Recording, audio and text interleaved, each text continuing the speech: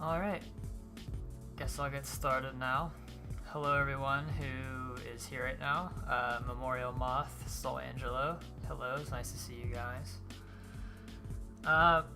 My YouTube live control panel is acting a little strange in OBS, so I can't really tell how many people are currently watching right now. I just have the total view count that adds up over the course of the whole stream, and then I can also see the chat, so I'm not really sure if I'm talking to nobody or if I'm talking to a few people at least. So yeah, I know it's been quite a while since I did a stream, and I wish I could say I had like a dead set plan for what to do tonight, but I kind of don't. It's kind of a last minute decision, but I might have at least a little bit of a plan on what we're doing. But one second, I need to turn this down a little bit. Oh, that was the, whoops, that was the wrong one.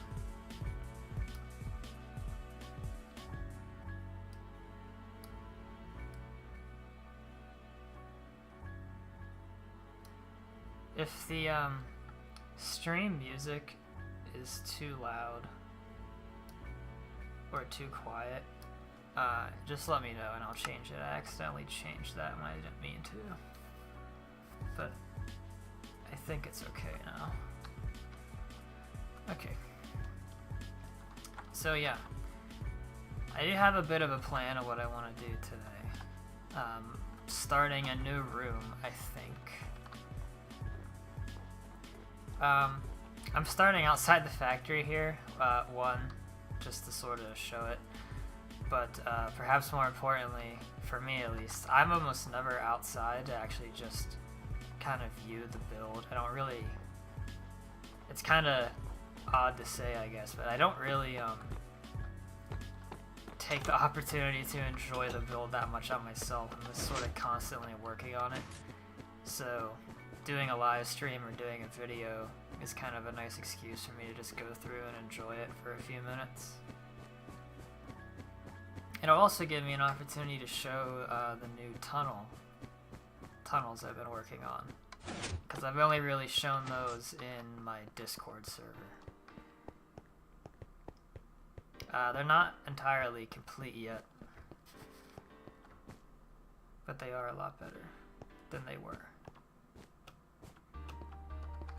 So we're just going to take the long way. We're going to take the tunnel, kind of go through the build, and then we're going to get to the new area that I plan to start the new room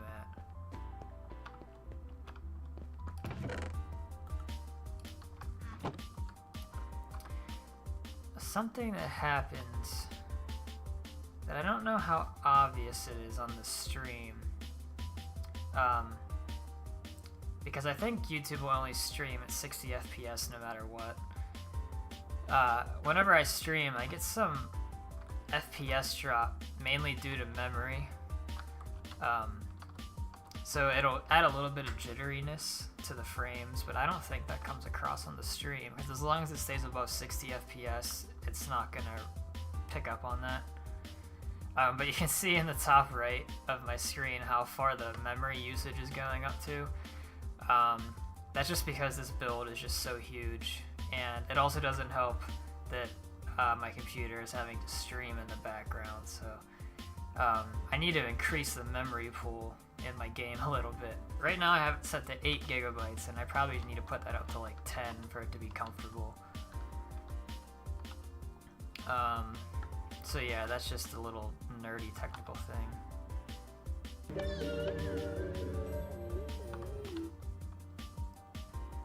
That I need to fix.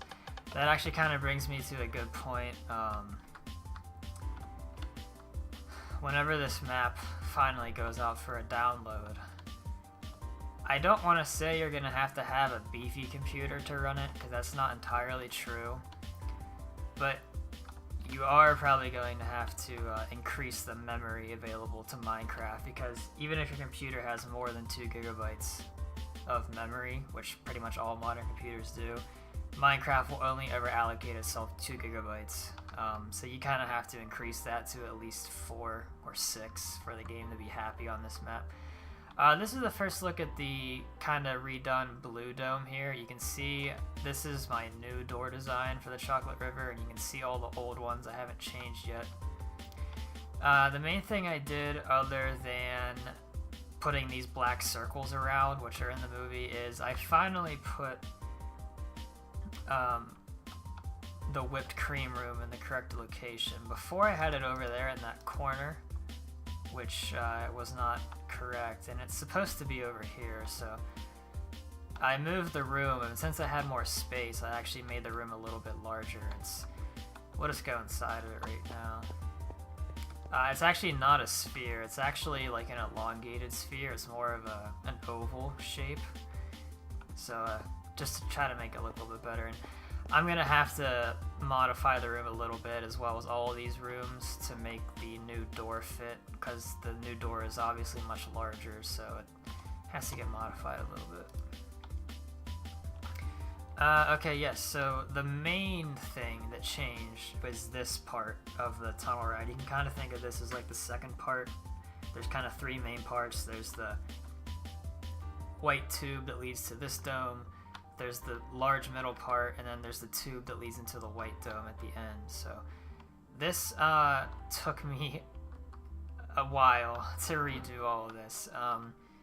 Once again, I don't really have a picture pulled up that I can show what the old version looked like, but if you go back and watch any of my old videos that shows the Chocolate River, I think you'll agree that this looks a lot better than it used to. There's a lot more depth to it. It's just overall larger, and then the shape of the pillars and then the roof itself is more accurate. Instead of it was too boxy in my old version, and this version is much more round. You can see over here, I actually did change all the doors in this part.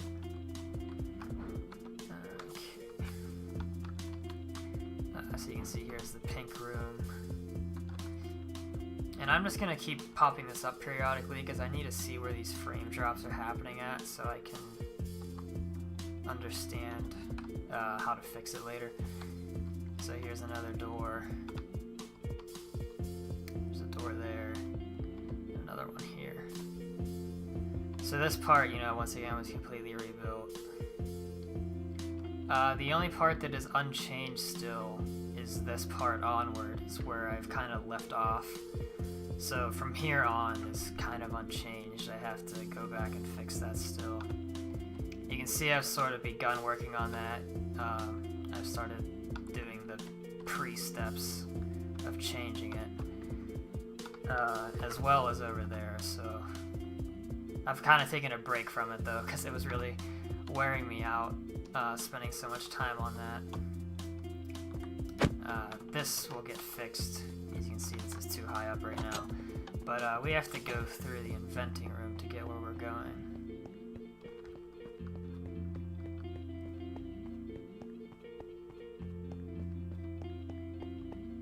I always like showing this. I have the actual sound effects from the movie play with this. It's one of my favorite little features of the map. If you were really keen-eyed when you watched my newest Welcome to the Factory video, you'll notice in the inventing room I actually covered up the door that's over here just for that video. But it's still here, it's just I covered it up just to make the video look a little bit nicer, so. Okay, so we're going to the nut room now, and I would walk up here, but it's kind of a long, boring walk unless you're exploring the other rooms, which we are not doing right now, so I'm going to avoid doing that.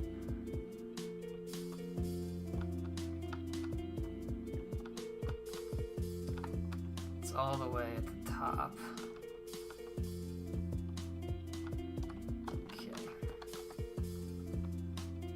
So you can see the area we're in right now uses a lot of memory, so. I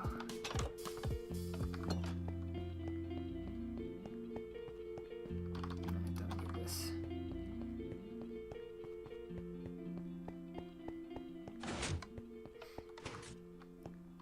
Here's the new nut room. You can see it has new swirls. We have the nut falling animation. And then a few days ago, actually it might have been last weekend, I don't really remember, I redid the whole like actual squirrel area itself. So I kind of changed the tables a little bit to make it look a little bit better. And the main thing was I always only had 3 of the tanks here, and there's supposed to be 4 on each section. So I added the 4th one in. And redid the pipes coming off here so they're a little bit better. Now they're evenly spaced out, so happy with how that looks now.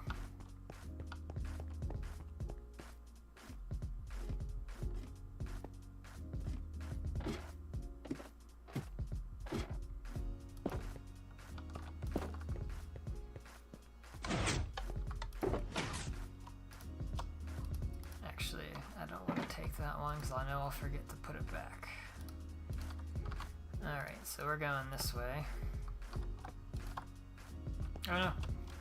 Come back. Okay. So we're just going to take the nice leisurely ride over to our new construction area.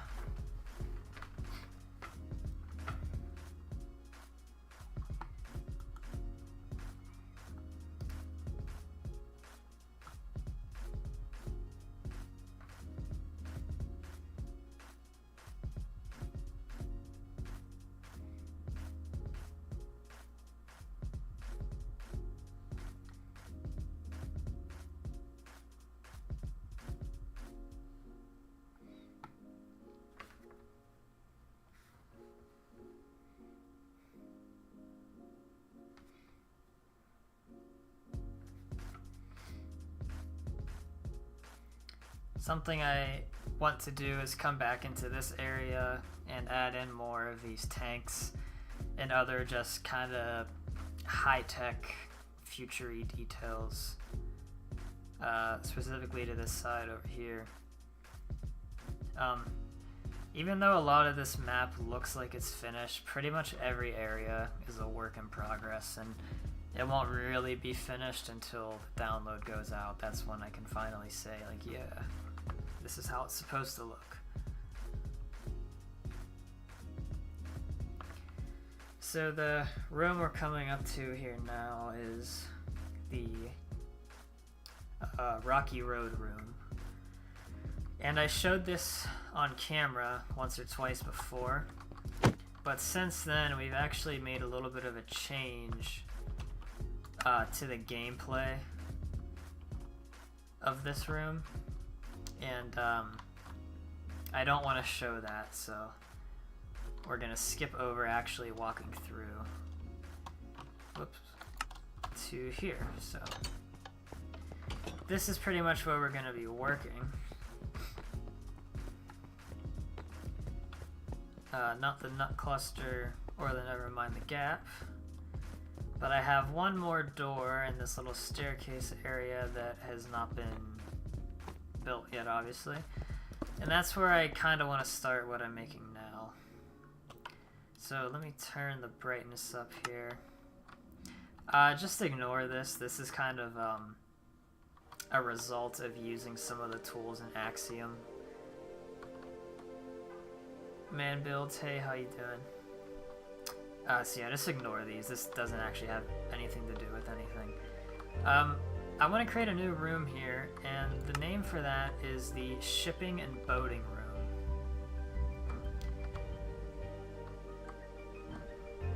So, actually what I'm going to do right now is, I normally put, oh, well that's why the computer's having a hard time. This should be on 24 chunks, not 32. Okay, that will make things a little bit better. Okay, so inside this big area here, this is like the area that houses all of what we just went through. And if we fly over here, you can see it's white. We'll actually come up to the back of the factory right here. So this is kind of the area that I'm able to house everything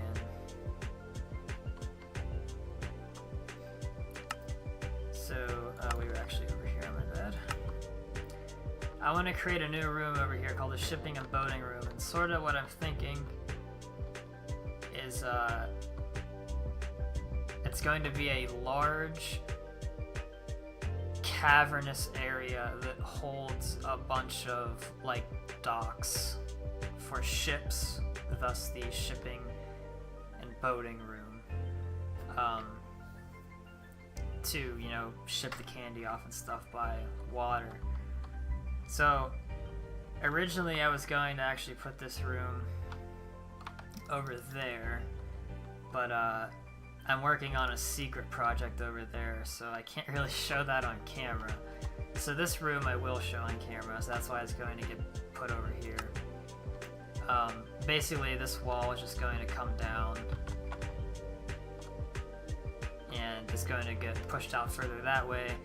There'll be another large sphere over on this side to take up the space. So sort of the first thing that has to be done is I need to put in a placeholder hallway.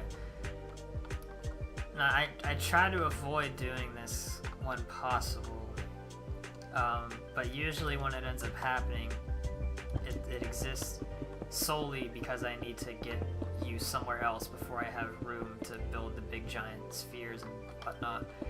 If I put the giant dome here that I want, it would cut into that one, obviously. So I kind of need to get the player out on this side, and I'm going to have a little bit nicer of a hallway for this later. I kind of have a bit of an idea of what can be in this spot based off of some concept art, actually, because it is going to be a very long hallway. But for right now, I need to do this just so I can physically make sure I have this long enough. So if I go across straight here, I need to make sure that I'm not going to hit any of this. And that should be good.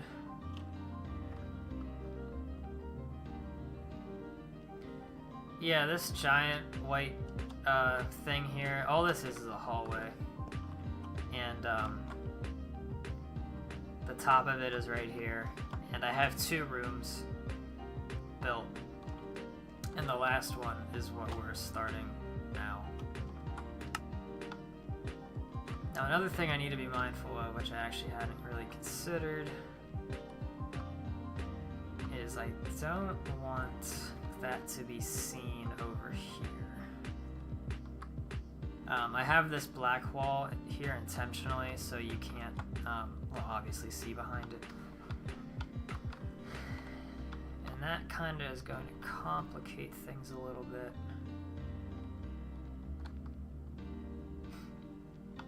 And I'm going to be honest, I kind of didn't really plan this out ahead of the stream. I just was like, yeah, I can put this over here.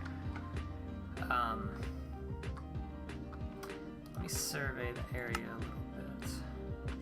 What I could obviously do is just extend this out even further to over here. But then what is probably going to happen is this box is going to have to come out so far that... Well, I guess that's actually okay. It doesn't really matter if you see that box over here. Okay, so yeah, I'm just going to do that.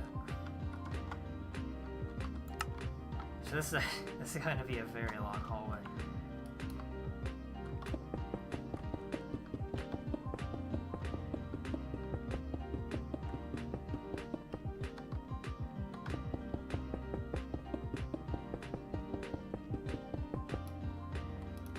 Okay, and I just want to see how long that is. So that was like 510, that coordinate. Okay, so it's going to be about 130 blocks long, but that's actually not too bad. I have a lot of hallways that are longer than that. Okay. So I want to get rid of this wall, but I actually can't do that just yet. Alright.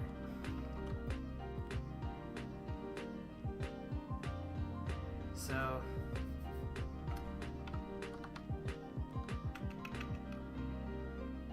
think how I want to do this.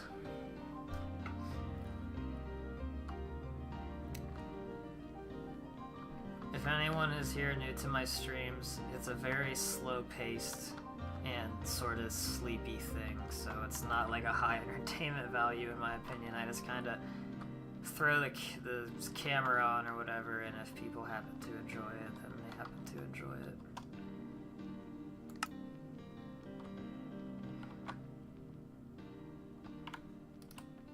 Because a lot of it is thinking through things before they happen.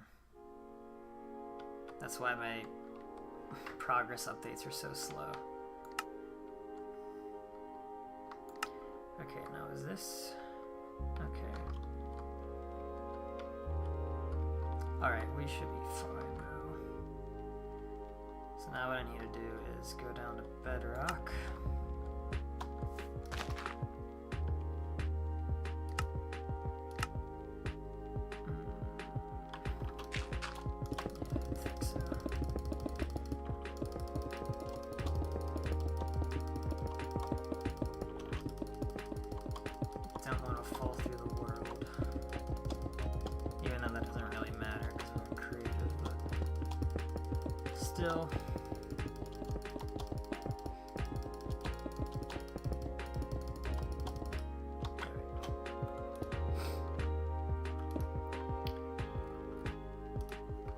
So this is something I still use World Edit for, even though that's kind of a...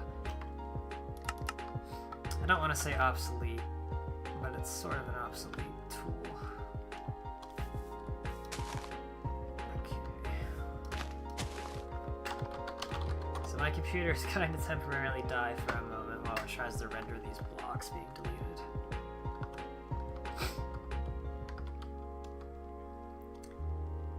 Basically what I have to do here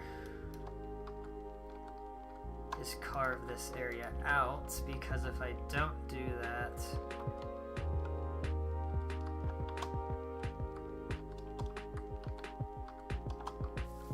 the dome will be empty.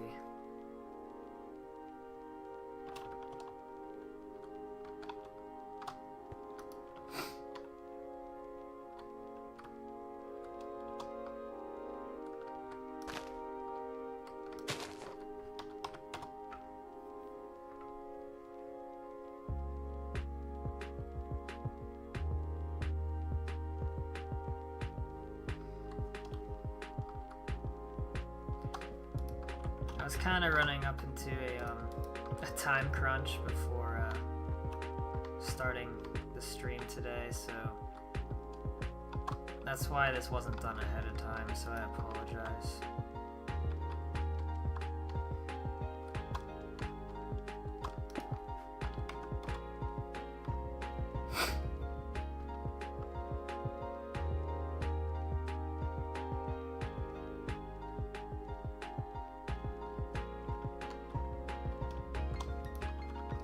I would do this all in one shot, but if I did that, the game would actually freeze and crash. So I found that the limit is about 3 million. If you go over 4 million, then the game probably is going to crash.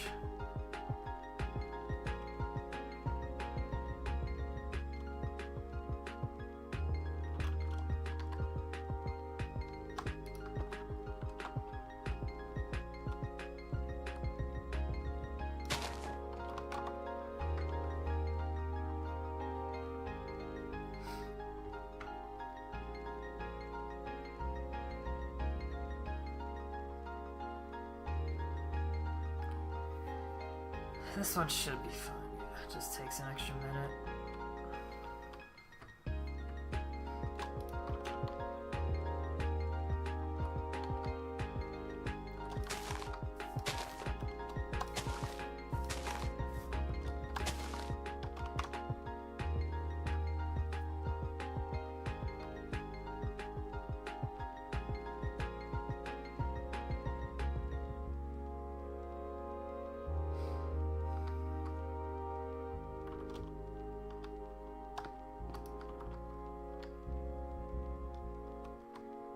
This might be too much.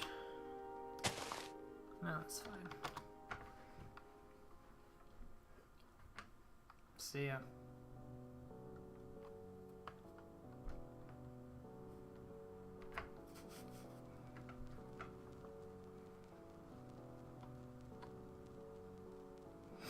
So I think you can see here just how big I want this to be based off of how much room I'm clearing.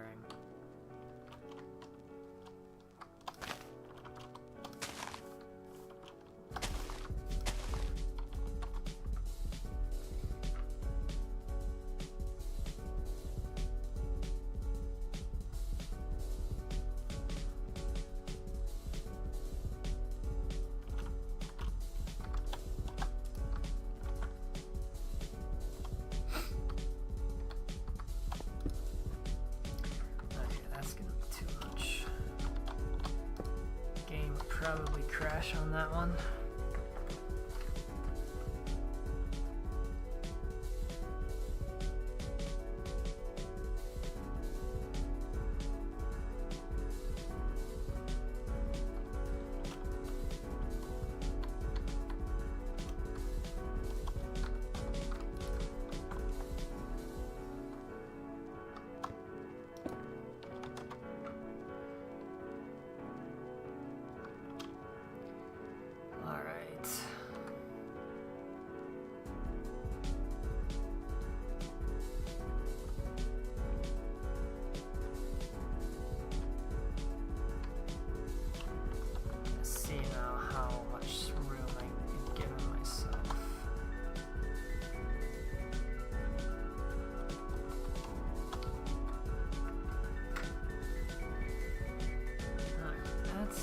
That should be good. You can see here, I think I'm on 24 still. Once it gets so big, really, you kind of reach an area where you're not getting a return on what you're building. Most people probably do not play Minecraft in 32 chunks. So if you have it really set to much lower than that, you're gonna get to the part where you just have the void showing. And, you know, theoretically, yeah, sure, you could make whatever you're showing, or whatever you're building, take up so much space that it goes beyond the void, but then you have a kind of situation where you don't see the whole build at once, and you have to walk forward to have more of it load in. And I try to avoid that when possible, because I know most people aren't playing on 32 or higher chunks. Even with my computer, which is a pretty solid PC, if I run, like, as I was showing earlier, if I run this map on 32 chunks constantly, my frame rate will not be unexpected to dip into the 70s or 60s when new chunks are being loaded, so I usually play at 24 personally. And you can only build so big before it just doesn't make sense anymore. Hey Rose, it's nice to see you, and I appreciate the comments on the tunnel. It's I think it's, is it playing twice? I wasn't sure if that was happening. I tried to fix that earlier, and I thought I did. Let me just I was worried that was going to happen. I did a test stream, and it should be better now, by the way. I was doing a test stream with that, and I noticed that problem, and I thought I fixed it, but I guess it came back.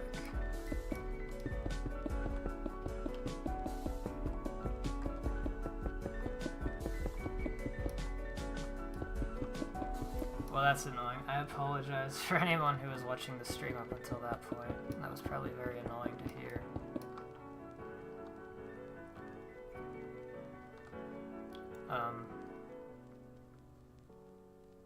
Yeah, it should be fine now.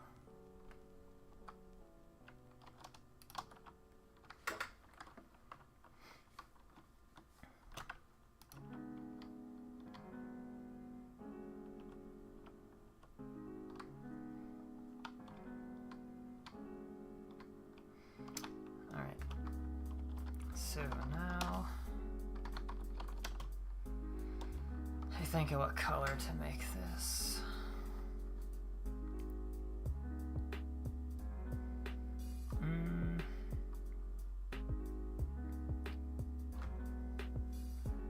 I definitely don't want it to be colorful.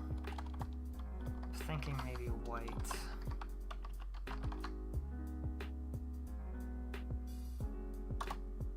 Oh, oops, I didn't put the size. Let's see. Let's do 100 for now. Wow, I'm losing it. Okay.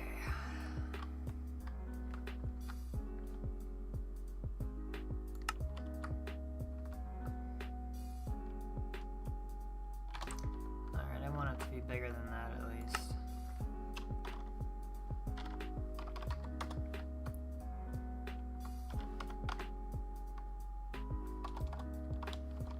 This might be too big though. Yeah.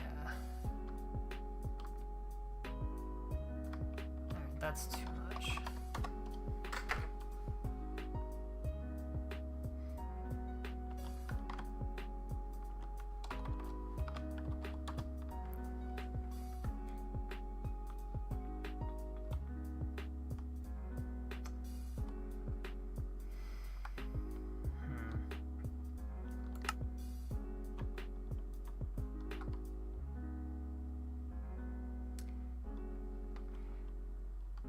Mouseketeer, thank you. I appreciate it. Alright, so this kind of isn't really the vibe that I want. I want it to be dark.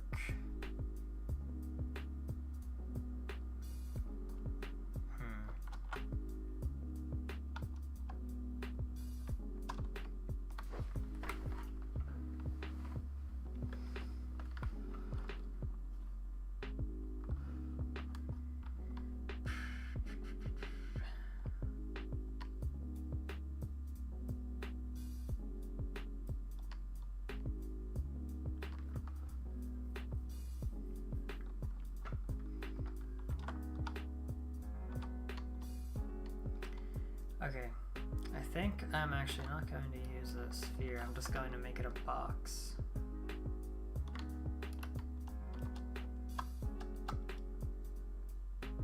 Well, actually no. Okay, let me just make this a darker color.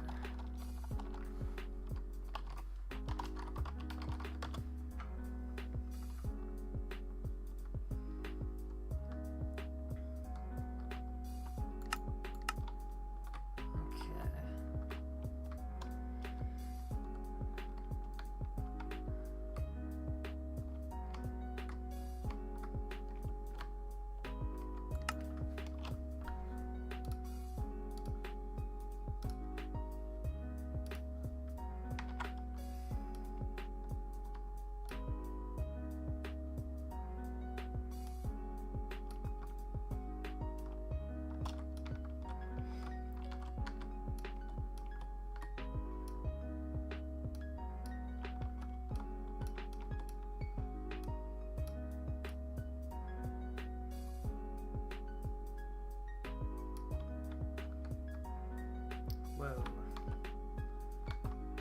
Oh, this is... Okay, I see what happened. This is too large for this tool to select all at once. Interesting.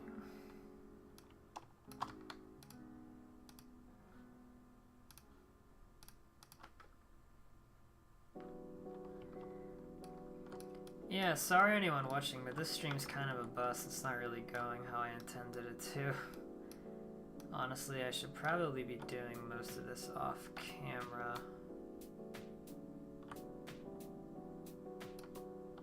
It's generally how I like to do this part of the process anyway. Because it's the real heavy, thinking part, if you will.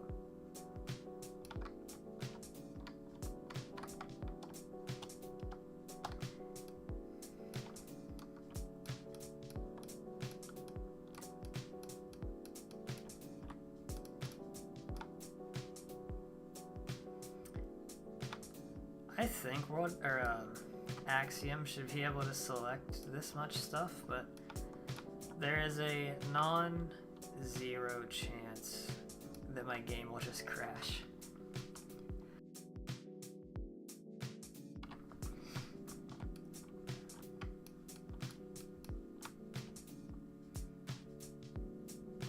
I think this is something like 200,000 blocks, 250,000 blocks.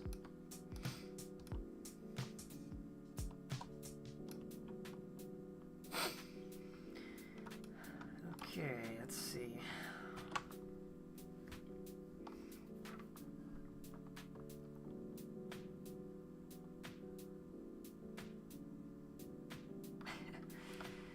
Wow. All right. I think we're good.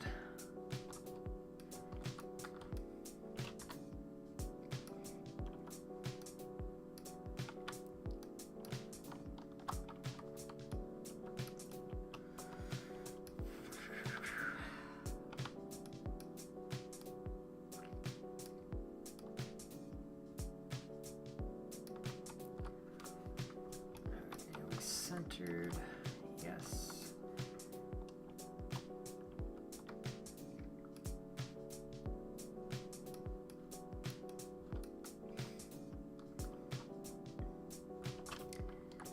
And yes. Okay.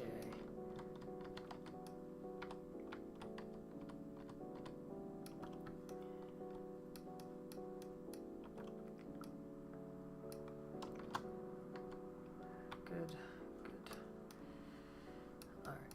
I only want to have to move this thing once, so taking my time on it.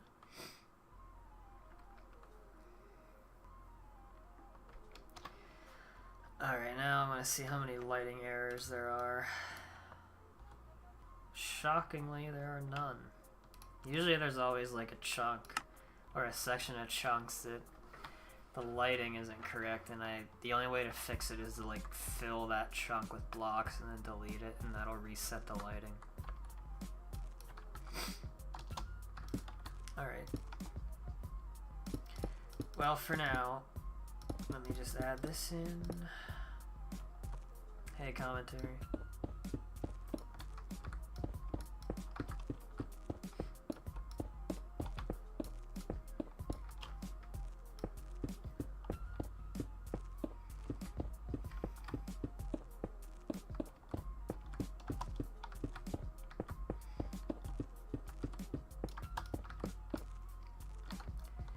So yeah, there will be a new hallway that connects these two.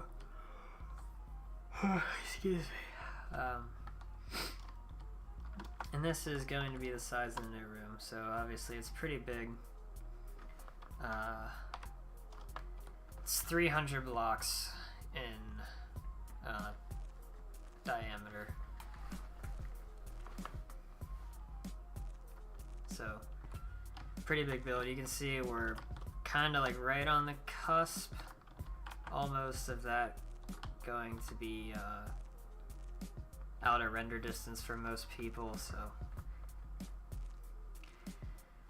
alright, so I kind of don't really have a plan for how exactly I want the layout to be. This room is going to be the shipping and boating room, so I'm kind of just going to have it be like, really, if you like an indoor ocean with a bunch of docks, with ships that get loaded with the chocolate or the raw materials for deliveries and that kind of stuff. Something I have to consider is the bigger I make this room, also the more stuff you have to build inside it. Hey Grinch Gaming, it's nice to see ya. The larger I make this, the more stuff I have to put inside of it, which takes time.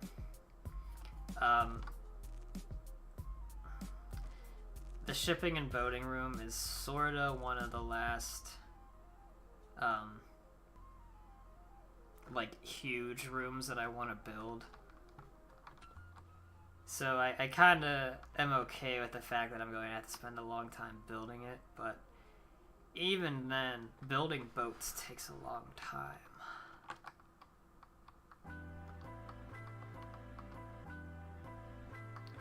That's sort of what my vision is describe it as best I can, is the water level will be kind of down here, and I want to have like the chocolate river, I think, flowing into it from different, these kind of like pre-made circles. I want to have different areas of the river that flow down into it. And then there's sort of just going to be boats and ships, whatnot, lined up.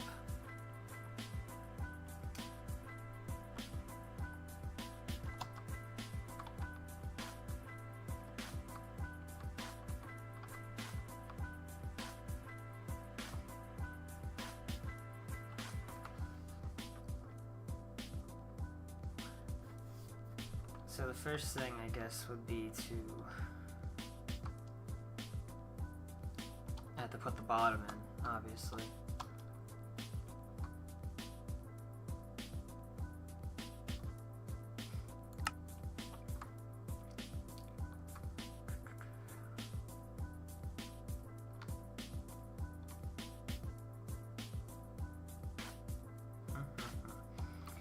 Trying to think how far down I want it to be. Basically,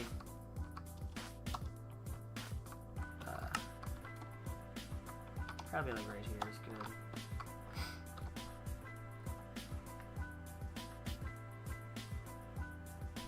Now, it probably wouldn't really make sense for this to be chocolate, but I think it kind of just has to be.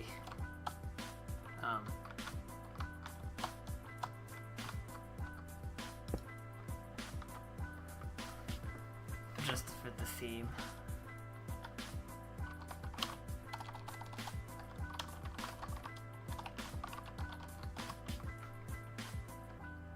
So obviously this will get water on it, but, or not water, chocolate, the brown water, what I mean.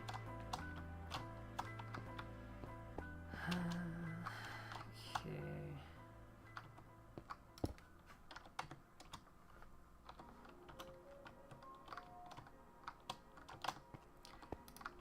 I still prefer using World Edit to do this. Sometimes Axiom, even though it's really useful, sometimes it's kind of more of a pain than it's worth to like just maneuver the tools to do what you want to do, and sometimes it's nice to just do it quickly.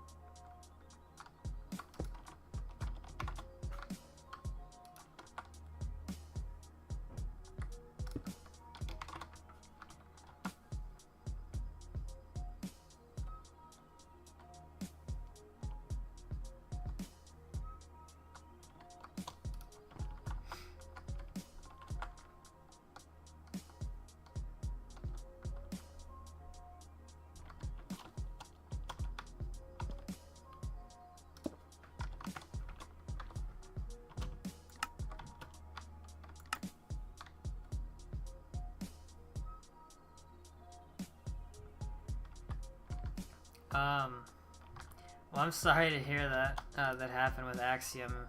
For the I mean, you might have known already, but if anything happens like that in the future, before you save the map, like before you exit the world, if you just Control Z, you can undo everything you did. But after you you know, save the map and log out,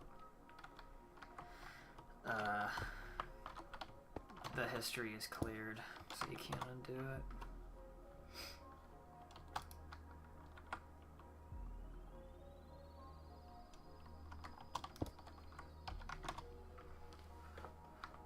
Yeah, if you like come in here and well, like I'll select this concrete and say I accidentally turned the whole thing into stone like this. If I don't like that, I just go in here, Control Z, and it changes it back, and your history is stored over here.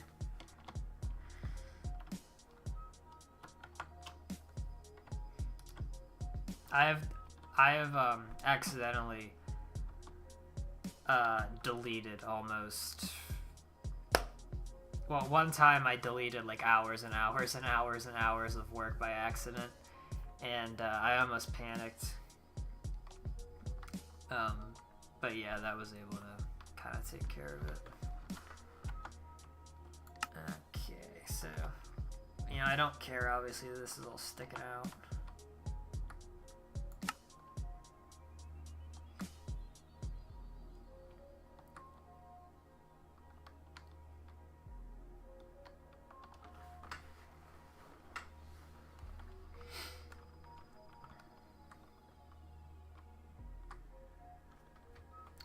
You should probably get a paper towel or something, pick it up and put it outside, is what I would do.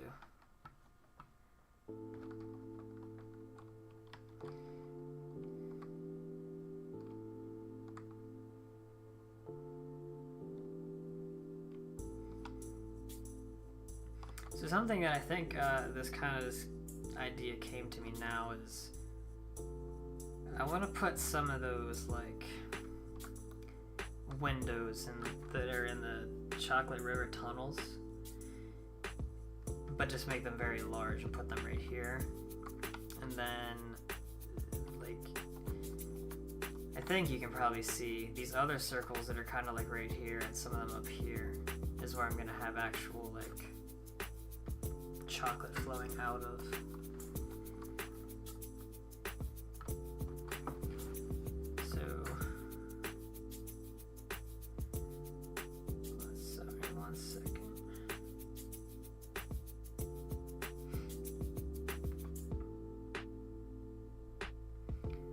Pulling up actually a picture on my phone just for reference.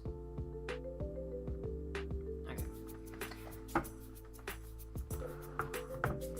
So I'm going to add a little bit of color in here. And I think I'm going to do probably going to do purple and pink and the two different shades of blue, but what am I doing? Let me grab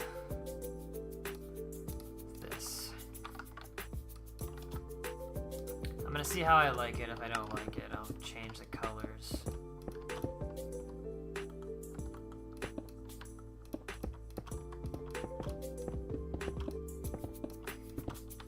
Something I intentionally try to do is not to use too much purple, because then you run into the realm of having too much 1971, or I shouldn't say 1971. I feel like if I have too much purple in the build, that's kind of like the color that everybody associates with Willy Wonka as purple, and that's not the style of the 2005 movie, so.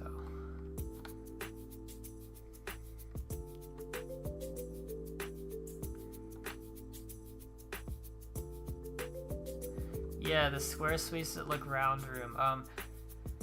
If you go on the Internet Archive, there's like 400 behind the scenes pictures from the 2005, or not like behind the scenes, concept art and behind the scenes and drawings and all that stuff. And a few of them actually are of a concept they had for the movie, for the square suites that look round. And they look very, let's just say human looking. They're very weird, but I think they looked cool, and I wish they were in the movie, honestly. It was a clever idea. It wasn't how they're described in the book, but it was like a literal sense. Like, it was a mix of square and roundness, just in the shape. It's crazy.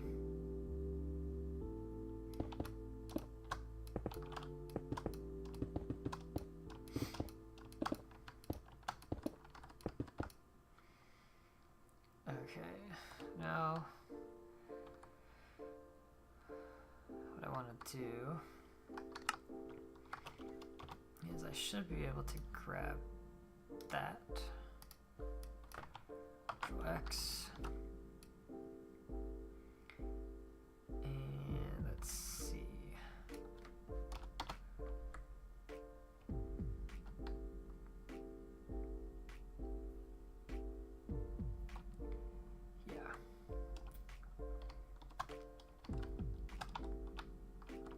Okay, so now I kind of have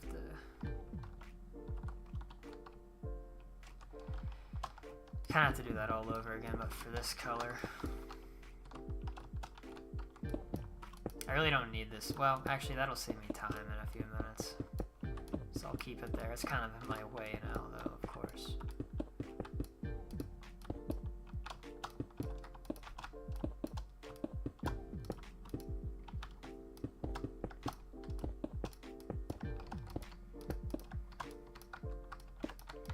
You know, this is unrelated to really anything I'm doing here, but I've been thinking more about the Wonka movie, like just Wonka from 2023.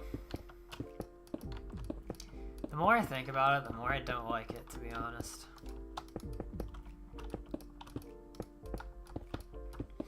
I feel like it wasn't, how else do I describe? It wasn't Willy Wonka enough.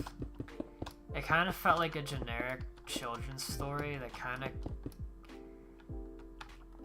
that could have happened to basically any fictional character. It didn't really feel specific enough to the Willy Wonka IP.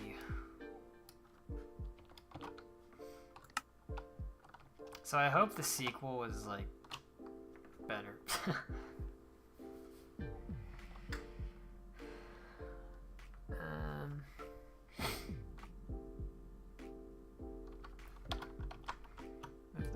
One more.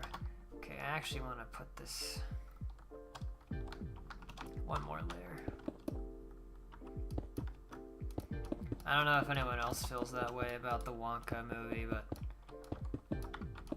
I'm still glad it exists, but I just wish there were more for like the Wonka fans to sink their teeth into. It just felt like a Paddington movie with someone who happened to be named Willy Wonka. Now, obviously that makes sense because the director made the Paddington movies, but I think you get my point.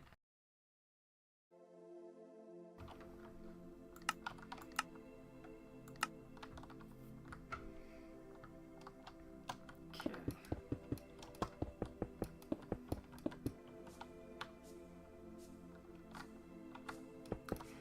I guess I didn't really have to do that step there, did I?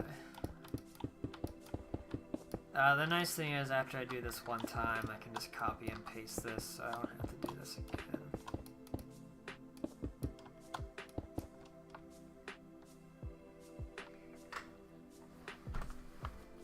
Okay, now, sort of undecided on what I want to do. I can either put glass in here, or I can kind of leave it hollow and let the chocolate flow. I don't want all of these circles to be the same, so I want some of them to have glass and I want some of them to have chocolate flowing.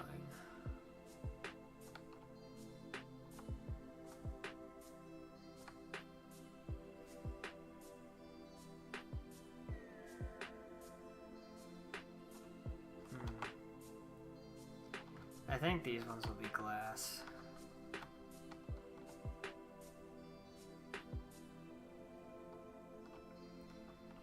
Yeah, I kind of agree with what you're saying, but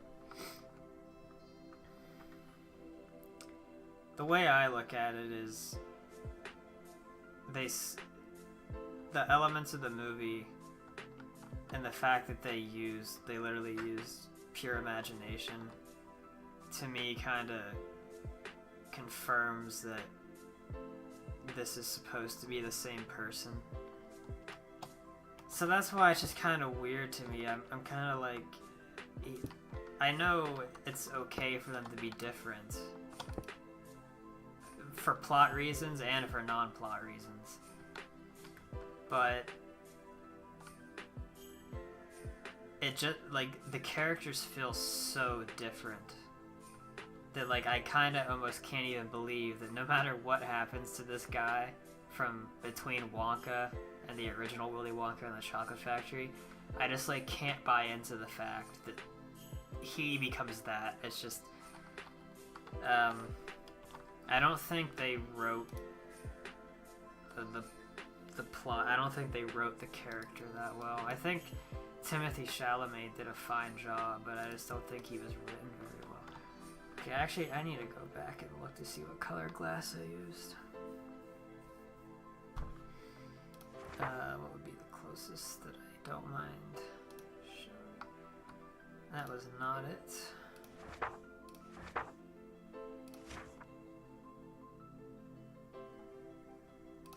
Sometimes I get lost in this book. Okay, we'll go here. This is the old fizzy lifting drink location.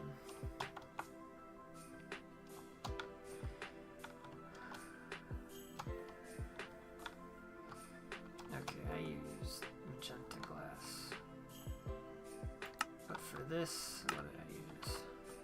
Pink concrete. Okay. Alright, where are we? Let me think.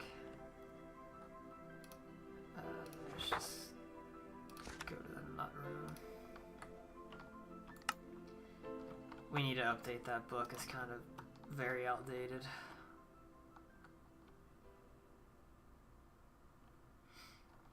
Yeah, I understand that point, but I feel like no amount of trauma or cynicism or betrayal could turn such a charismatic and what's the word? I don't want to say carefree because people could definitely lose that. It just feels like his I mean, honestly, this is kind of funny going so deep into such an unimportant topic, but, like,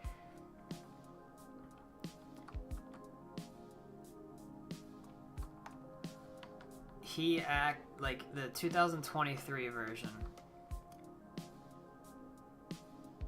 is just too simple. There are no inklings of the sarcasm or the darkness or the deceitfulness.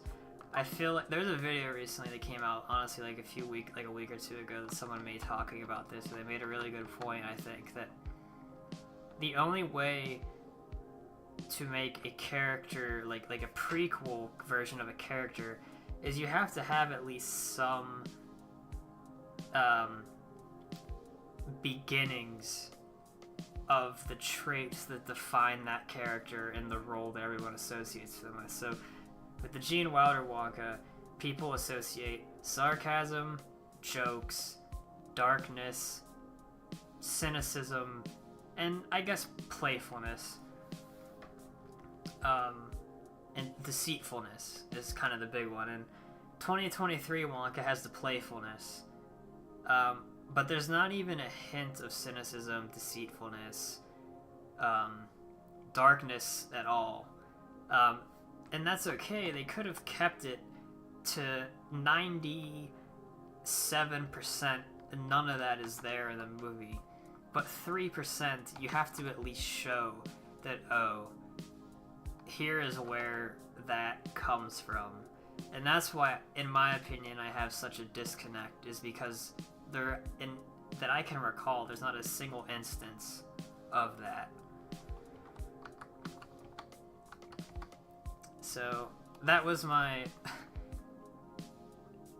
too deep outlook into the character writing. I don't think it was an acting problem. I really do just think the writers didn't write the character properly.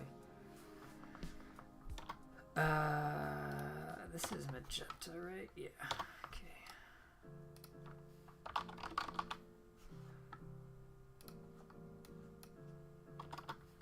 All right. And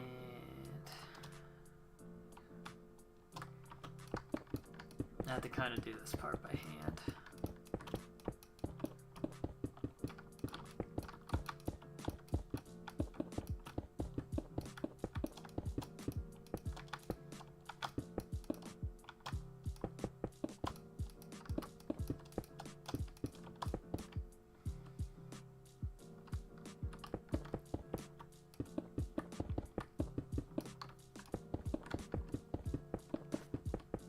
So I feel like what they're going to do in the next movie, when it comes out in, I don't know, like 4 years.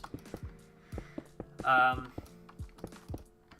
mean, there's no way of telling for sure, but I feel like the safe way to play it is that we pick up where this one left off, show him trying to build his empire, because right now it's very small. So yeah, try and like show him growing into the like candy magnet that he is. Along the way, I'm sure there's going to be people that do him dirty. They're going to lie to him, try to cheat him. You know, eventually, like I'm sure they're going to have the plot point of his factory is open and they have humans working, and then, you know, they steal his recipes and he gets mad and that's why he becomes a recluse. But maybe if they don't even follow that, like I don't know if they're going to make the whole movie focused on that, but I feel like it's such a huge plot point of the central ethos that is Willy Wonka. I feel like it has to be at least part of the plot. So I feel like if they take it that way, it's going to feel like it's kind of coming out of nowhere, and they're just taking the easy way out of like, oh, if I mean, technically with Wonka 2023, Willy Wonka and the Chocolate Factory 1971, and now when this movie comes out in a few years, that's technically a trilogy. They're just going to use the second movie as like a reason why the character totally changed, and I just don't really like that. To this day, I still can't figure out why people say the 2005 film is scarier than the 71 film. The 71 film legit shows the chicken dying and doesn't show if the kids survive. Here's my take on that, if you care. I think on the surface, very surface level, the 2005 movie is perceived as scarier because the colors and the lighting of the movie are just literally darker. So people will always like see something darker and they'll just think that's more ominous. That's something that's bright. The 71 movie on the surface is not scary because the movie is very bright, a lot of bright colors, and the lighting, like one of the things that sticks out with me to that movie is I always think of how bright the factories are, like with those white windows in every room that are just so bright. It's like the sun itself is on the other side of those windows. That's how bright it is. But so that's why like kids and maybe adults, I guess, if they don't look too deep into it, will think the 2005 is scarier. But in my opinion, the undertones of 71 to most people are probably perceived as darker than 2005, because I think once you go further and further into the 2005 movie, yeah, the character of Johnny Depp's Willy Wonka is surely troubled, but that's literally just because of daddy issues. So I don't think there's actually tangible darkness in the 2005 movie. I don't really think there is in the 1971 movie either, but I think it's there more than 2005.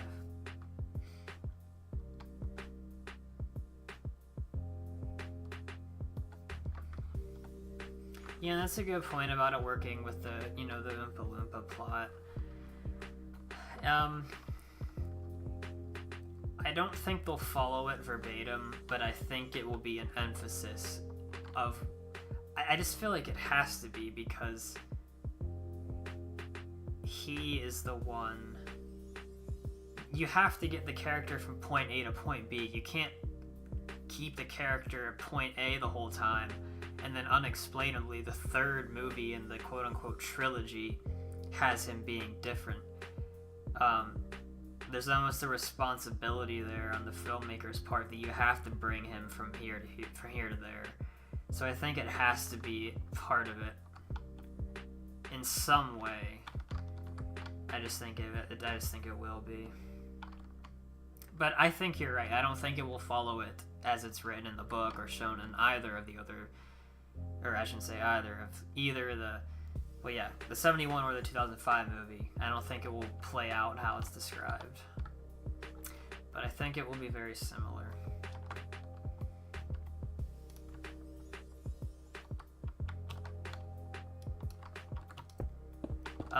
I think there was... I don't remember if it was a rumor or if it was actually came from Paul King's mouth, the director.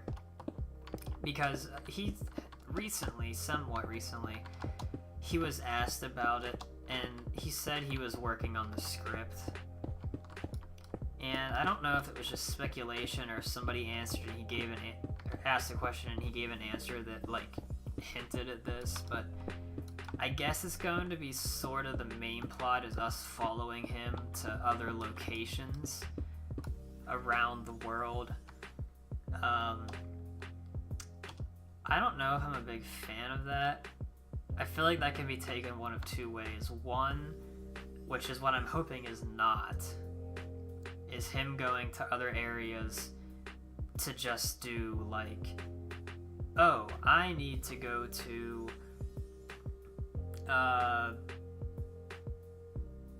Switzerland to learn how to make this really good chocolate.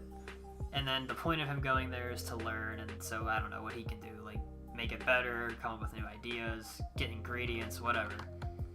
What I don't want to have happen is the reason he's going to there is that's all that it is.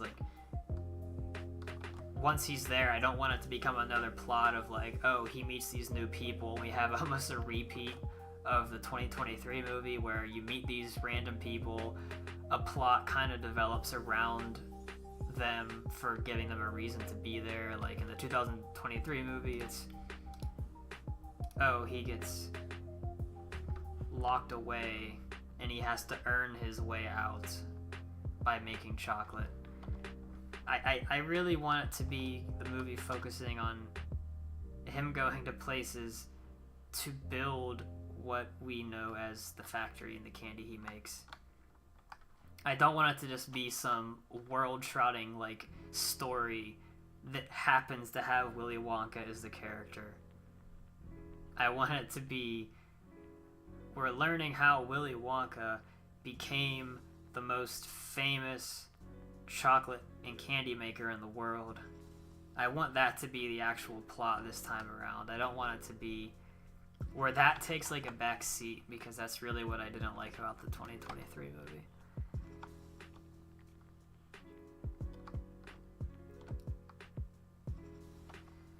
Yeah, I don't know if they're gonna go through showing another tour again. I feel like they wouldn't, but I want to see, well, one, I just want to see the factory because I want to see another interpretation of it. If they're gonna make it as close to the 70s version as they can, or I wouldn't even really be mad if they changed stuff around a little bit, but I just want to see another version of the factory so selfishly I can make a recreation of it. I think it would be interesting. But for me personally, and I have a feeling it might be true for people watching my videos,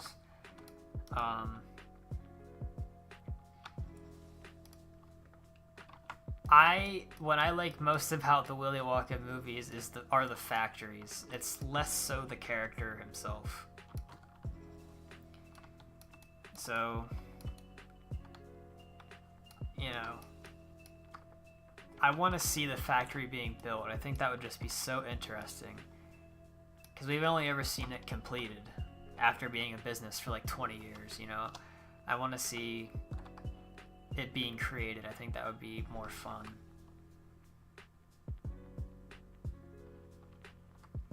Yeah, the 2023 version, like when the movie came out, like after I finished seeing it, I like said to my girlfriend, I was like, I'm gonna build that in Minecraft, because I was working on this at the time. Yeah.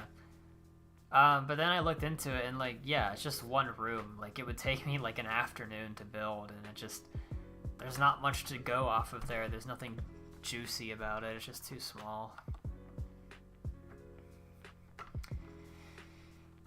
Okay, so I'm gonna change the color on this one. Thank you for coming to my TED Talk. I'm trying to think what I used. I'm pretty sure I used this. Then I used lapis. And then this and this. And let me go check.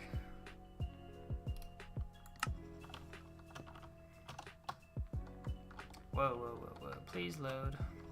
Okay.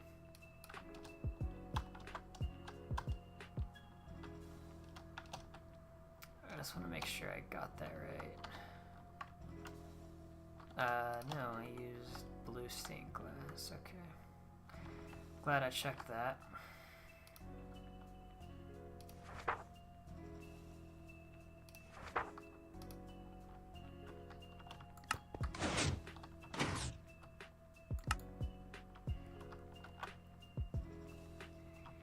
Yeah, Angelo, I'm looking forward to see if you do that whenever this download eventually comes out.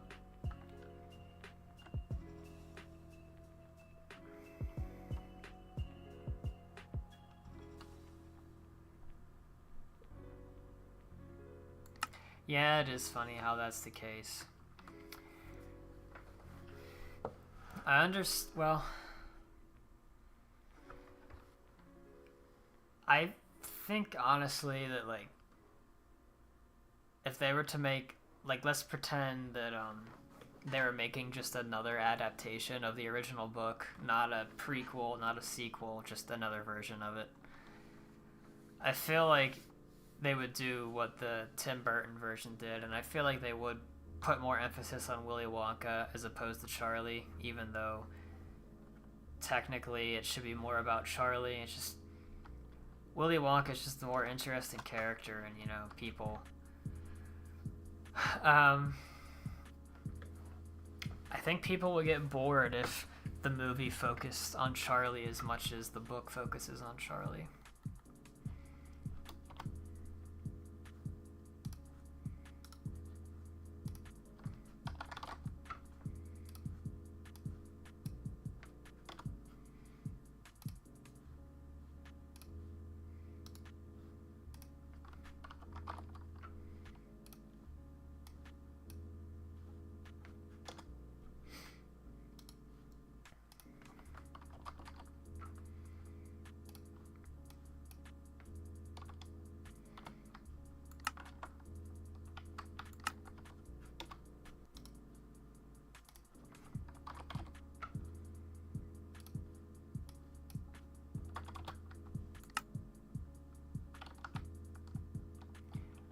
Alright, so, let me turn the light down.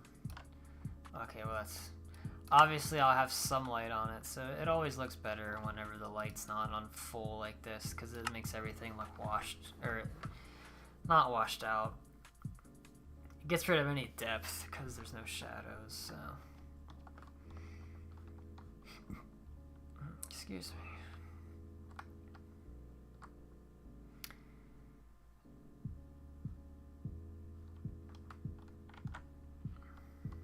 Something I'm gonna do is I'm gonna. Well, actually, no, I'm not. I know this might bug some people that the door is up higher than the center here, but I would fix that and make it centered, but then it would be too close to the bottom. I need a lot of room here because I need the docks to be pretty high up in the air for the boats. Wouldn't it be funny to see a proper sequel?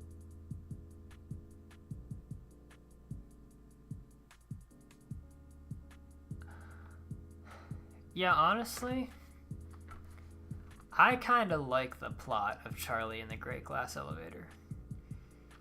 I think it wouldn't work as a Willy Wonka story. That's much more of a... Well, is it? It's much more of a general adventure story than it is a Willy Wonka story, so that's why it probably would never be made. However, I still do like the plot, and I do like the parts that it expands on with the factory, that it has to be taken as canon because it came from the original author, you know, that canonically he has access to another dimension in his factory. I think that's just cool, and believe me, I've thought about trying to find ways to incorporate that into my build. However, due to time and effort that would require, I don't think that's going to happen. And it would also just make the map like twice as large, which would mean so many people would not be able to even run it on their computers. So, but I have thought about it, trying to make access to the I don't remember if it's Minus Land or if it's a different dimension that he has access to in like underneath the factory, because you know how canonically most of the rooms are built underground because there's unlimited space under there.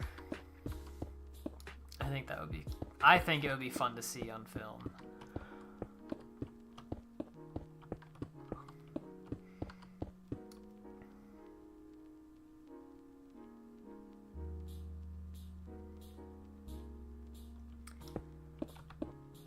Well, Minus Land is like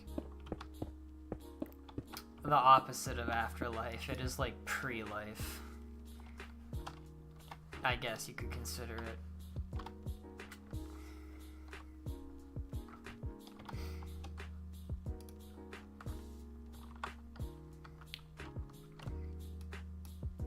But yeah, I think a story focused on like literally picking up of Charlie learning everything would be cool. Only for the fact that it would be forced to show you more of the factory, because that's my biggest problem with the two original movies, especially the 2005 version. Even though they did show a lot more than the 70s version, if someone has such a big factory and they have so many different candies they make, I just wish we got to see more of the actual process. Because in the 2005 movie, aside from like the cotton candy sheep and I guess the magic gum, we don't actually see any candy being made really. I guess the opening credits, but chocolate is kind of, that doesn't really count. Like, I want to see how like all the crazy stuff is actually made. And I feel like a plot focusing on, you know, Charlie having to learn and be shown that stuff would inherently show a lot more of that, and I think that would be cool.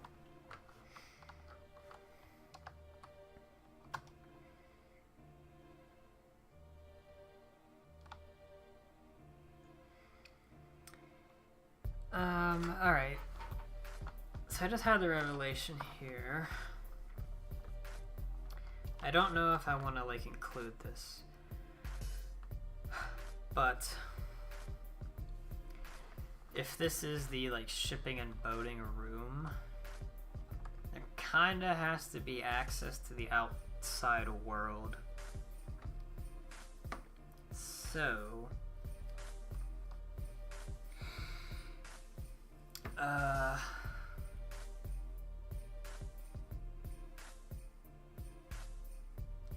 I feel like probably like right here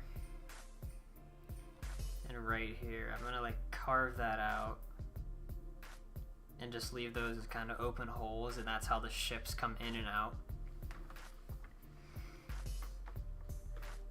I think that's what I'll do.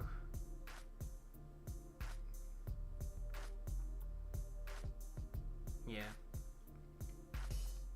I think that would work. How long have I been streaming? An hour and a half.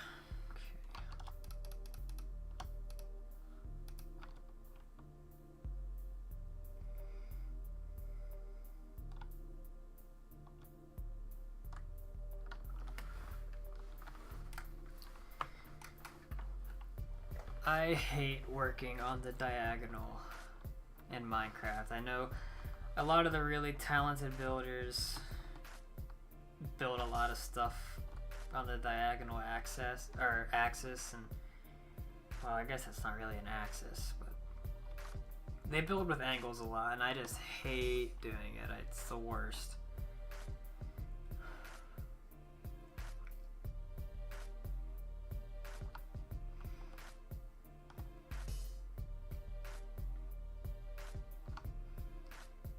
Gonna have to make this really big too.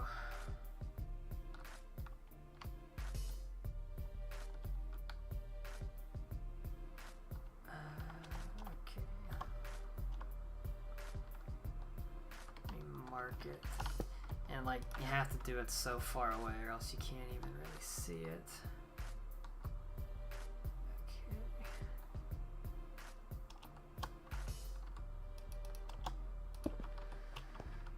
Are those even?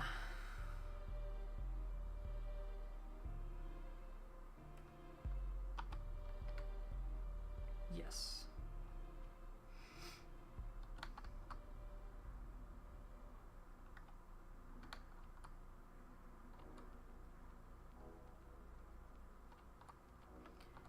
I'm probably gonna do this part off camera because it's gonna take forever. But I can at least try to start it.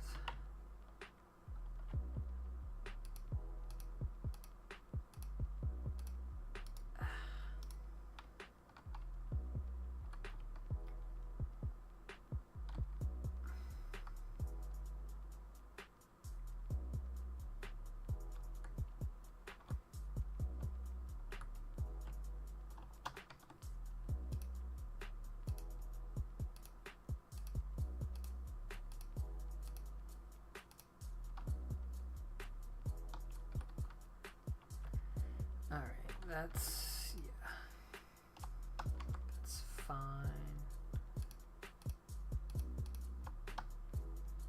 These have to get connected though. It's probably gonna look a little weird.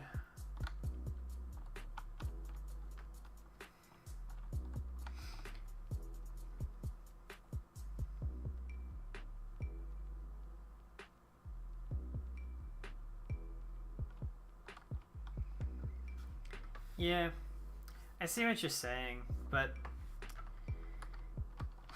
how do I say,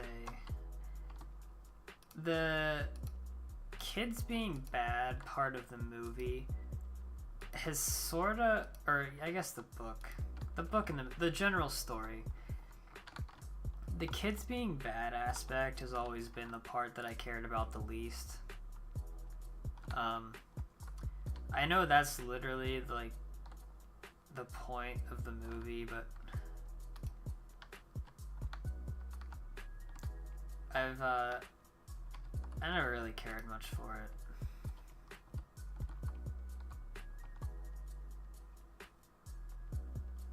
I always thought it was, you know, like, yeah, they're being bad. I just think it's kind of weird that like that's sort of the plot, are kids misbehaving constantly. I don't really think I know how to articulate my thoughts on that properly to get my point across.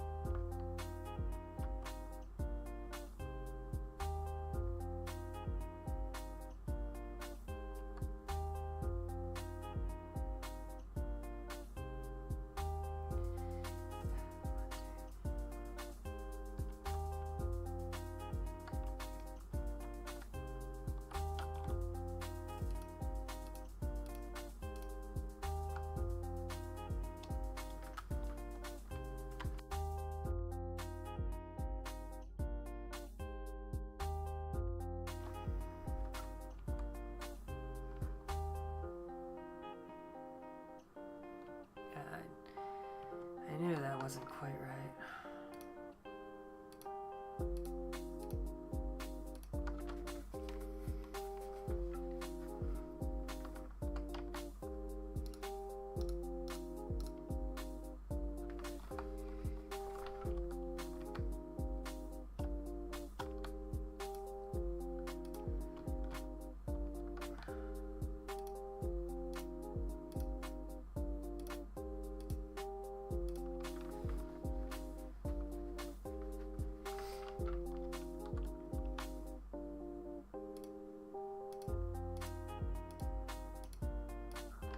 I would be interested in one day making like a, I don't know if thesis is the correct word really, but kind of like a long form scripted Willy Wonka character analysis, because I don't want to be like, oh, I have such original thoughts on the character that no one's ever thought of. But I feel like a lot of what I think about with the character are not necessarily points that I heard talked about a lot. Like, I don't know how to say this without seeming like some edgy, like, oh, you like no one else understands. Oh, I really messed that up. I think I view the movies and the characters in a sort of different way than most people do.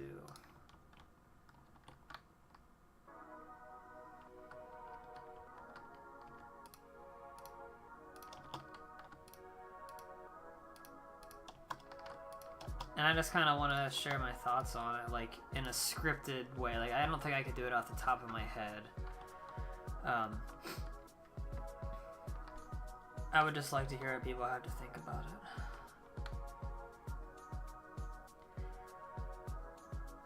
I hope I say your name right.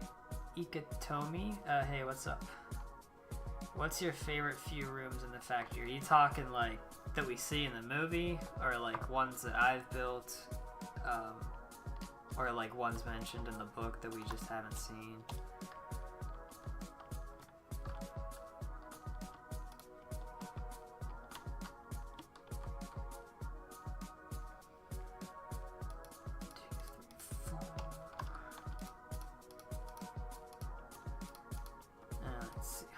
This looks being flat. Oh, that's actually pretty good.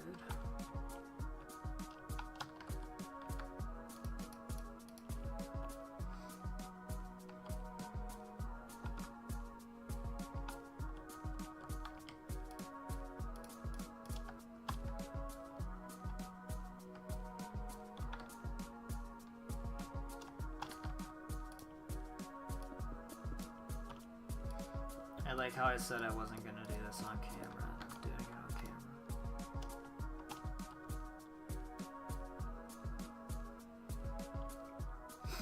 camera. Okay, so that's the any room from any media or the book or the official room list. Hey, Flaherty Fox. Nice to see ya.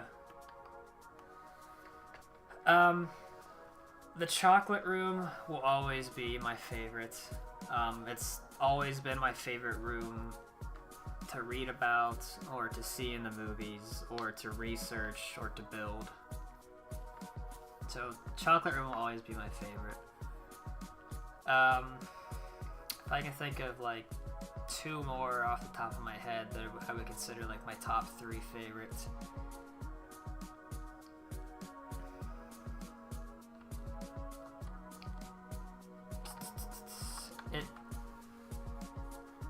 It probably wouldn't be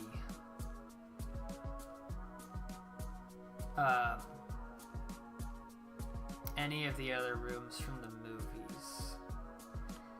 The only one that I can maybe think would maybe be the inventing room. But the nut room, the TV room, the golden geese room would not be.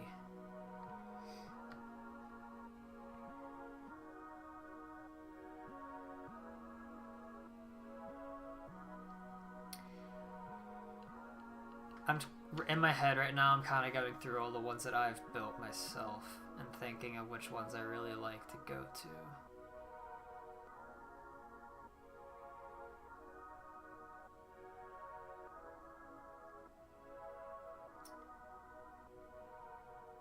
Okay. I really like the... So let's just say chocolate room. I really like a room I built called the Nut Cluster Combustor room, which I haven't shown.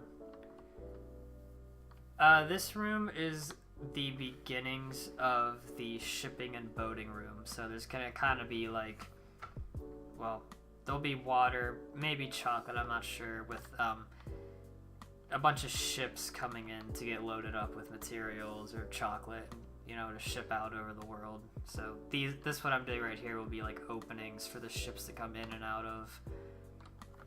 I'm probably not going to finish this room all in one go, but I'm at least starting it. So, alright, and then the third room is... I don't want to say the inventing room because I feel like that's an easy answer.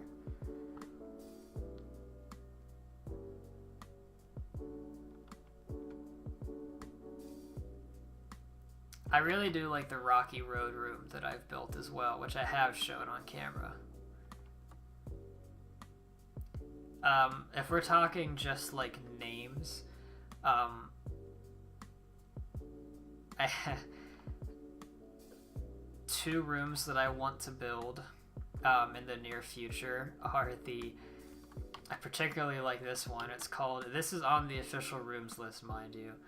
It's called the Old Sneaker Smells Department. I really like that. And I also really, I have a good idea for the room on the official list as well called Car Clamping.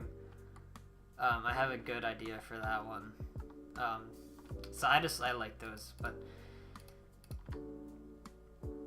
you know, there's a bunch of cool rooms. I mean, there's literally almost 500 of them, so it's hard to narrow it down.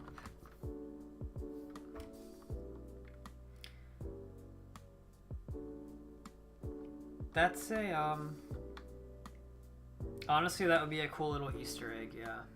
I wouldn't be opposed to trying to do that. If I can find, like, good, like, pictures that show it off enough. I'm gonna be honest, I've done this before, like, I've built ships in Minecraft before, and they take forever. And they're really not that fun to do, so, like, I'm gonna have to just, like, grind it. Like, just sit down for, like, hours and just build. And it's not gonna be fun. But oh well.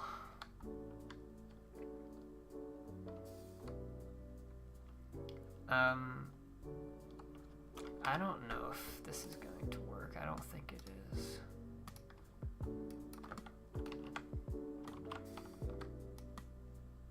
Oh my god, yes. This will save me so much time.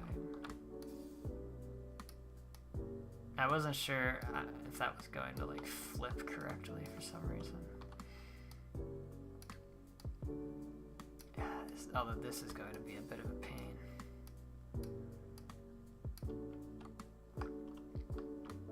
Yeah. I wish I know this like probably can't really be possible, but I wish there was a way that I could get rid of that axes and just grab it with a hand and like freehand move it around.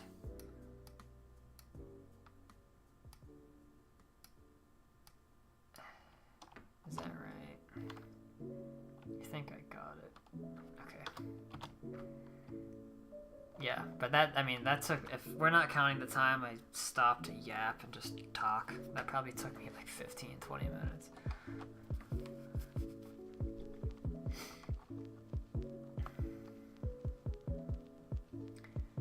Alright, I'm undecided if I want to keep these outlines. Oh, I still have this on. So I'm going to keep them for now so I don't have to rebuild them, but what I am going to do is cut out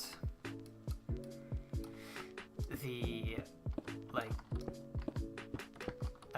outline so that I can just delete this because I need to have this open anyway.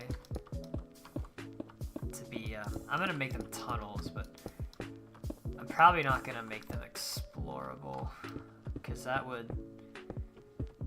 Because then it's like, if I allow the player to go through these openings, it's like, okay, well, at what point do I end it? Because eventually they have to stop, and that would kind of ruin the illusion if theoretically these go on to the outside world to let ships and boats come in. So if it has to stop at some point, so I may as well just stop it before it begins for the player.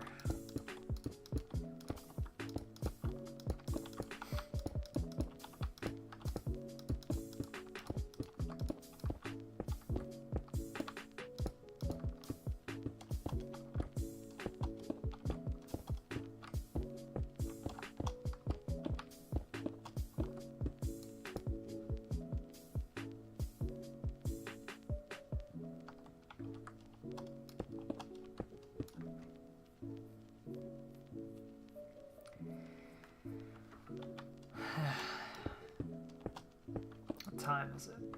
Oh, it's almost 10 o'clock. Wow. I'm probably not going to do much more after I delete these on this one and that.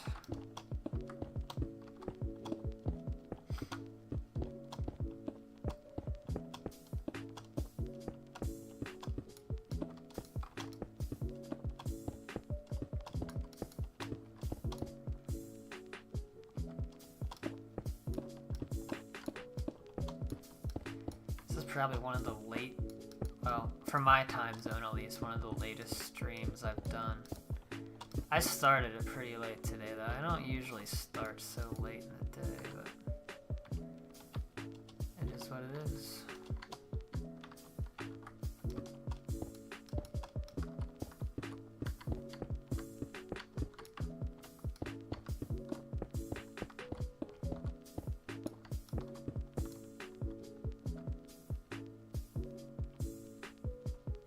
A.m. Yeah, I used to not so much when I was still in like high school, because I'd have to get up at like 6:30 in the morning. But if it was like weekends, or especially during the summer on summer break, I would stay up until like 4 or 5 in the morning every night. And then I'd wake up at like 2 p.m. the next day, and after a while I just really hated that sleep schedule, so I don't do that anymore though. I just can't. I'm usually falling asleep by like 11 p.m. Get up at like 8 o'clock the next day on most days.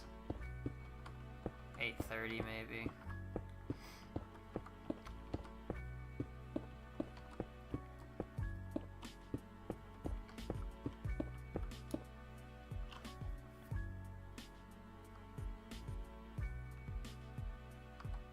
Yeah, I hear you.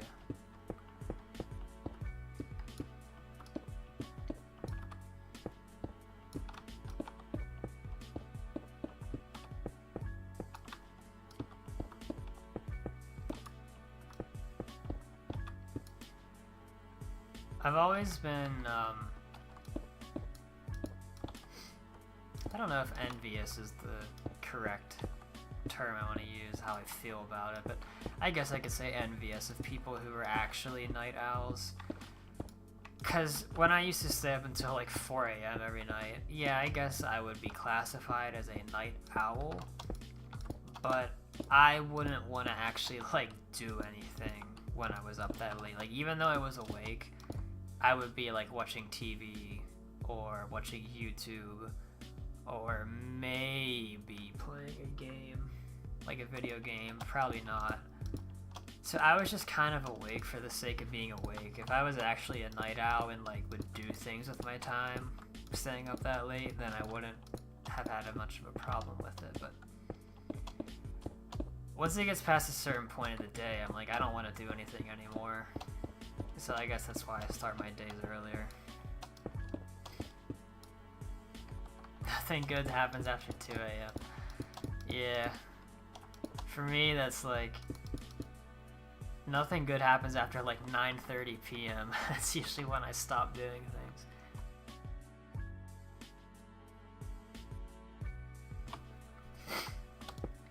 Tonight is an exception.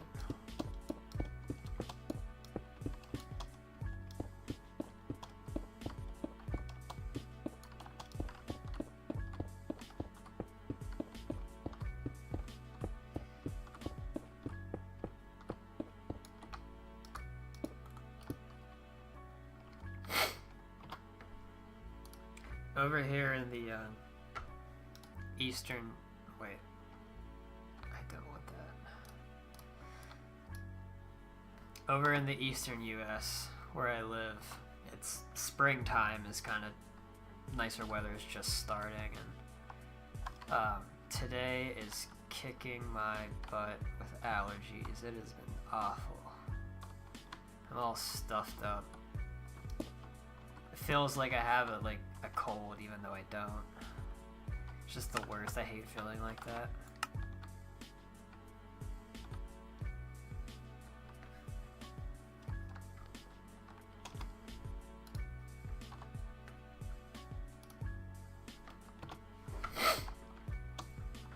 So yeah, I think this will be neat. I'll probably eventually, even though I'll hate my life,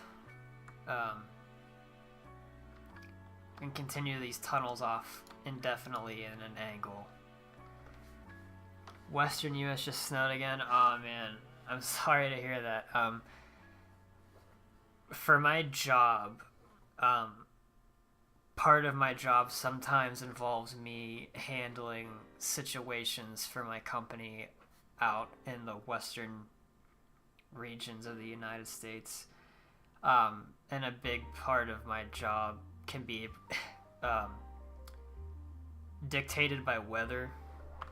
So every morning we get weather reports for the company, and I remember seeing the past few days it said like Western US or like northwest, central even US were to get hit by significant snowstorms towards the end of this week, which is now, I suppose. And central US is supposed to be getting hit with some pretty bad tornadoes right now. Over in the east, it's not too bad right now. It's mostly just allergy season.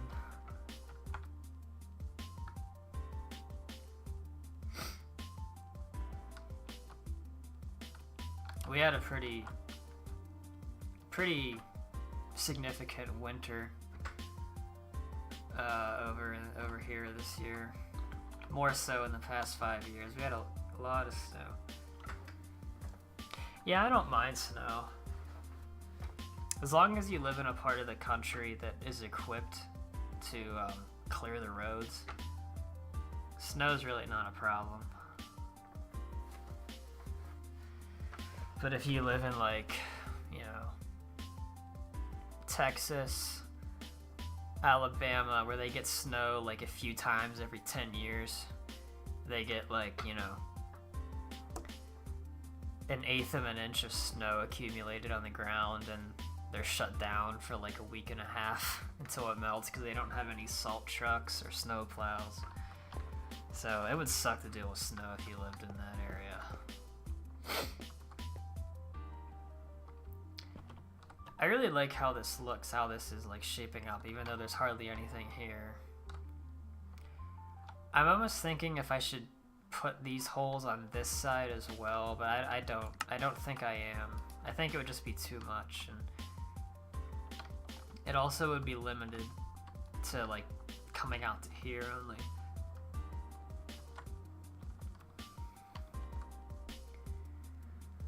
So actually, although, even though I want these to come out in an angle like this, they're probably going to have to just come straight back, because if this keeps coming out in an angle, eventually we're going to come into the factory over here, and I don't want this to get any closer to the factory than it already is. This is already like a lot closer than I would like it to be, but this is where I want this room at, so I kind of have to deal with it. The only thing that bothers me is defrosting my car for work in the morning. Yeah, I hear you there. I hate going out and having to like scrape my windshield with, you know, to get the ice off. Yeah, the symmetry does help. I'm sure, as you know, Fogarty Fox, I tend to put like lights up in these areas. I'm actually not gonna do that, or at least not how I normally do that. Or at least not the normal way. I'm gonna be putting more of these windows in some of these circles, and then in some of them, mainly I'm thinking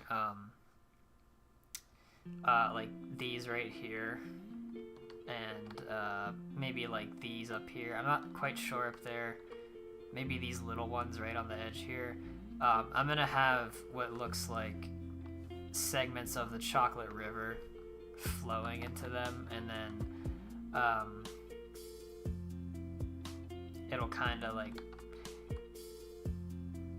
I don't really want it to just the chocolate to just flow down. I'm gonna try to create like a little like stepping stone thing for the chocolate to flow into.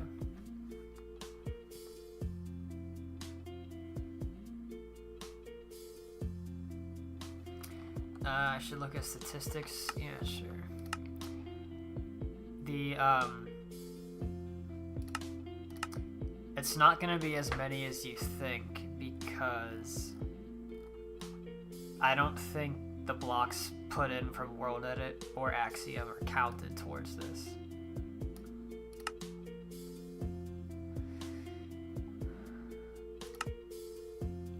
So here's the most I've placed. In reality, I think I've placed a lot more than 100,000 deep slate bricks, but again, I'm not sure if it counts Axiom or World Edit blocks. Maybe it does, I don't know.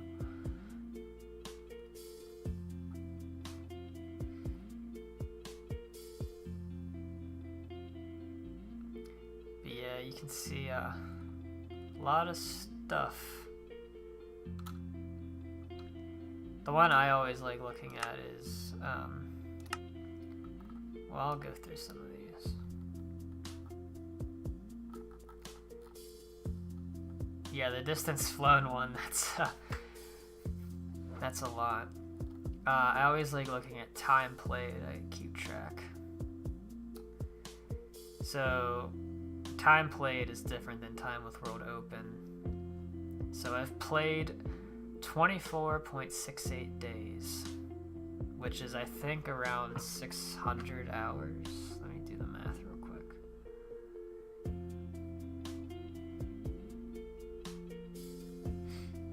It's 592 hours played if we count the time with world open, that's over 600.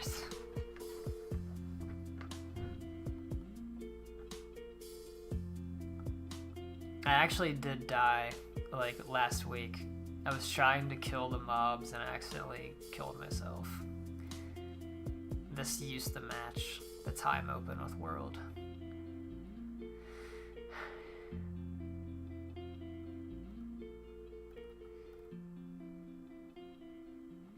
Yeah. Cool to look at, I guess.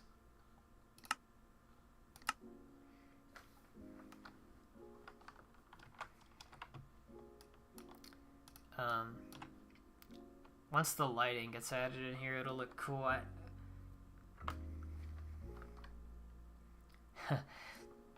Funny you should say that. I was trying to think of a way that I could get rid of all the cats in the nut room. Before I did, though, I made I quit the world, I made a backup, and then I rejoined. And I did kill/add E, and I didn't realize that was going to delete all the entities, like all the custom ones from Axiom. So it ended up deleting, I think it said like 20,000 entities, and I was like, crap. I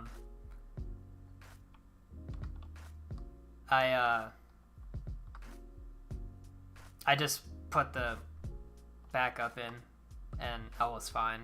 I literally like backed it up 10 seconds before I did the command, so nothing was affected. Thanks, commentary. That's why I keep a lot of backups. I think I have a total of like probably close to 30 backups since I've been working on this map.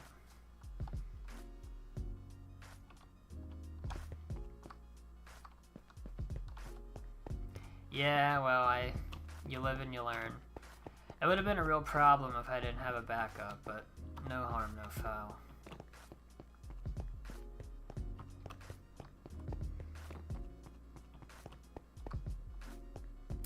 Yeah, I have backups to USB as well.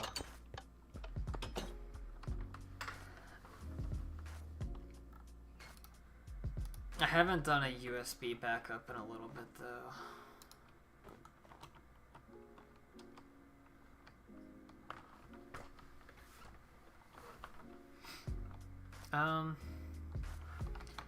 But yeah, I don't think I'm gonna continue on anymore tonight. I know this stream was sort of a misadventure, if you will, at the beginning.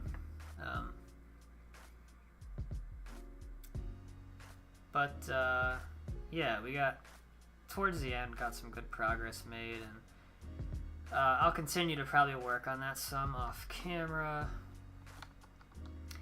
And then whenever I have the time and ability to do another live stream, I will continue work on that. So, yeah, I think that's pretty much... Yeah, I showed the tunnels at the beginning. I didn't realize that I had an audio problem until, like, over half an hour into the stream, though. But yeah. I'll see you guys the next time. I think pretty much everyone in here is in our community Discord server, but for anyone who is watching and who isn't, I recommend joining it because it's just a kind of a cool place to talk with everyone who has a like interest in these recreations that we're all making. It's a fun place to hang out, and it's much more active than my YouTube channel because I'll post in there every day instead of up here every few months. But yeah, I appreciate everybody watching. I appreciate everybody chatting. It's always a fun time. And I will see you whenever I see you. Take care.